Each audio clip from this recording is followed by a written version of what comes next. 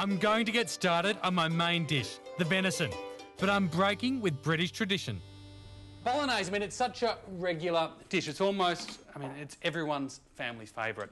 But there's a few things you can do just to take it out of the realms of the everyday. Dice a couple of onions up.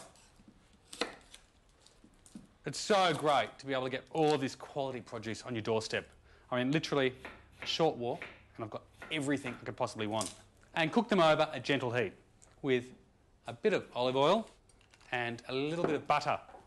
You know, the best thing about bolognese, or when it's really good, it's almost got a sweetness to it. And I find cooking the onions off in some butter at the start really helps. And then some carrots, these great gnarled carrots, fresh from the garden.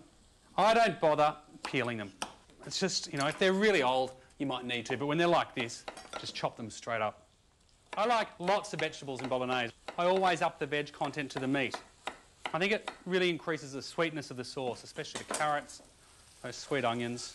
Pop those in there. A couple of stalks of celery, and dice those up.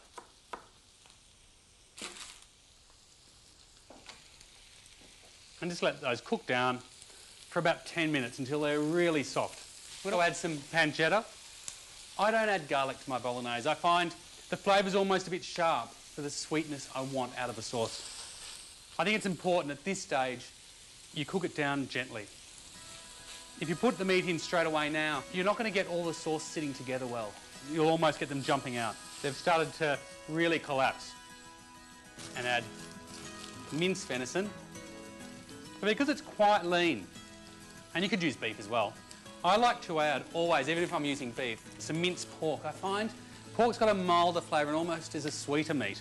And it really helps get rid of the harshness. Some bologneses can be really harsh with too much garlic. By adding the pork now, you really help create a softer flavour. You can see that's all crumbled, coloured.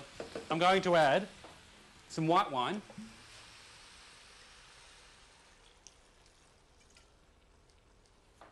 A lot of wine cooking this weekend.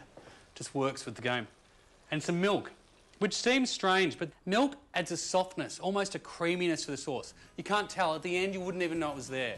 It just helps act as a glue between the meat and the tomatoes.